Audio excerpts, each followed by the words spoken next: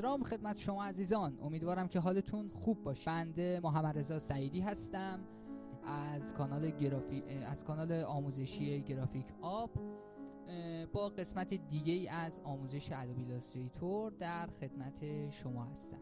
خب دوستان، ما جلسه پیش، قسمت پیش آموزش همین یه جورایی در مورد ایلاستریتور صحبت کردیم، در مورد چگونگی برنامه‌اش، که اصلا برنامه چیه و چه کارهایی میتونیم باهاش انجام بدیم. یکی دو تا نمونه کار نشون دادیم و اینا.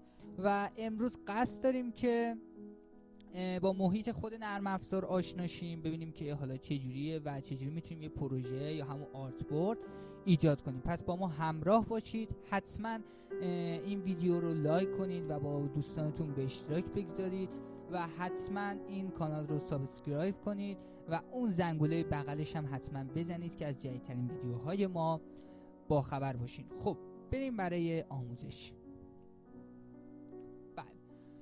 وقتی که ما ایلاستریتور رو باز میکنیم با یه همچین صفحه‌ای روبرو میشیم. حالا نسبت به نسخه هاشه، برای بعضیا مثلا نسخه 2018 2017 و 2019 و 2020 و حالا من که شنیدم 2021 هم اومده، ولی حالا من نصب نکردم چون الان رو سیستم ندارم و من دارم با نسخه 2019 دارم کار میکنم و حتما 2020 هم نصب میکنم و 2021 هم که اومدش حتما نصب میکنم تا ببینیم چه ویژگی هایی داره. حالا ما کارمون رو برای شروع با همین ایلاستریتور 2019 پیش میبریم. خب با یه همچین صفحه‌ای روبرو میشید. حالا شاید واسه شما این ویلکام تو ایلاستریتور یا کرییت نیو فایل مثلا این وسط باشه یا این گوشه نباشه، حالا این کرییت نیو اوپن اینا یه جای دیگه ای باشن، فرقی نمیکنه، دقیقا همونه، فقط ابعاد و اینا جاشو عوض کردن. و یه بخش داره ریسنت که شما فایلایی که انجام دادید، فایلایی که قبلا انجام دادید اینجا مشاهده میشه و اینجا هم که کرییت نیو فایل هم که برای انواع اقسام پروژه ها و اون گوشه هم که کرییت نیو و اوپن برای چیه؟ اوپن برای اینه که شما یک فایلی رو مثلا بیارید، حالا فایل عکس باشه یا همون با قالب ایلاستریتور باشه میخواید باز کنید. کرییت نیو که دقیقا همینه، همینجا رو واسه شما انجام میده. و اینا هم که انواع و اقسام حالا چجوری بگیم کشوهایی هستن یا سربرکایی هستن که کارهای زیادی انجام میدن توی برنامه، نه اینجا الان واسه ما کاری انجام نمیدن. خب و چیزای دیگه این که بر اساس فیلتر شما میتونید فیلتر کنید که آقا بر اساس این الان نوشته فیلتر ریسنت فایل، یعنی بر اساس جدیدترین کارهایی که من انجام دادم میتونید شما اینو بکنید بر اساس قدیمی ترین کارها رو به شما نشون بده. و عرضم به حضورتون که یه دونم که چینششو داره، چینشش آیا اینطوری باشه یا دیده بشه اون تصویرش فرقی نمیکنه، اینا بسته به سلیقه خودتونه. خب انواع اقسام اندازه ها اینجا آچار داره، پست کارت داره و وب لارج که برای اندازه همون سایت و اینا، آیفون ایکس حالا برای اندازه گوشی، حالا نمیبینیم فقط آیفون ایکس، برای انواع اقسام ویدیوها و کاستوم سایز که خودتون میتونید بهش سایز بدید. آقا ما دوست داریم یه ابعادی اینجا داشته باشیم، ابعادی که خودمون وارد میکنیم. وقتی که اون گزینه رو میزنیم یه همچین صفحه‌ای واسه ما باز میشه و یعنی که زده سیو، یعنی چیزایی که قبلا سیو کردید شما و اینجا همون چیزایی که بیرون آورده بود رو جزئی ترش میکنه. آیفون، حالا انواع اقسام آیفون 7 8 نمیدونم الان آیفون پرو، پد و حالا یکی دو تای دیگه، اپل، سامسونگ، اینا انواع اقسام برنامه.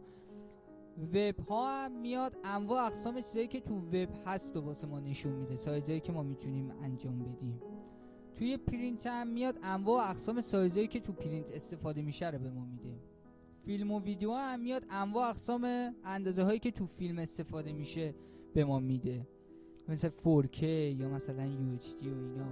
آرت و ایلاستریشن هم که برای انواع اقسام چیزایی که ما طراحی میکنیم. ما اصلا با این کاری نداریم و میایم اینجا اول اسم فایلمون رو انتخاب میکنیم که ما نیو پراجکت میزنیم پراجکت، بله درست نوشتم. و اینجا یک گزینه‌ای داره که شما اگر اونو بزنید یک کشو واسه شما وا میشه، پوینت، پیکاس، اینچ، میلیمتر، سانتیمتر و پیکسل که هم ما پیکسل قرار میدیم. حالا ما میخوایم که مربع یا مستطیل باشه، حالا 1080 در 720 پیکسل. حالا این الان مستطیل شد دیگه. حالا شما میخواید یا عمودی باشه یا افقی، فرقی نداره. چند تا میخواید ازش داشته باشید، تعدادش رو اینجا واسه شما مشخص میکنه که ما همون یه دونه میخوایم. حالا اینجا دور صفحه رو میگه. دور صفحه رو اگر من این زنجیره رو چیز کنم، غیر فعال کنم، شما مثلا میگید آقا از سمت بالا 1 پیکسل بیا تو صفحه، 1 پیکسل به من قاب بده، یا از وسط مثلا، یا از چپ یا از راست، فرق نمیکنه. ولی این قفل رو اگر بزنم همشون میشه 2، یعنی یه مستطیل قاب داره. حالا ما اینو هم 0 قرار میدیم، ما کاری نداریم. ادوانسد آپشنه که بخش مهمیه. اگر شما کارتون برای چاپ باشه میتونید از CMYK کالر استفاده کنید، یا اگر میخواید که توی همین صفحه نمایش های دیجیتالی مثل همین گوشی و یا اینا استفاده شه، RGB رو میزنید. اینم که 300 پیکسل قرار بدید و اینم همین دیفالت باشه دیگه، ما کاری نداریم. حالا مور ستینگ هم شما بزنید یه صفحه‌ای دقیقاً با همین مشخصات واسه شما باز میشه، دقیقاً یه شبیه این که حالا یه خورده شما میتونید تنظیمات بیشتری رو توش انجام بدید که نیازی نیست. بله اسمش که همینه و اندازه و اینا رو زده، دقیقاً همونه، دقیقاً همین صفحه‌ای که اینجا واسه ما میومد، فرقی نداره.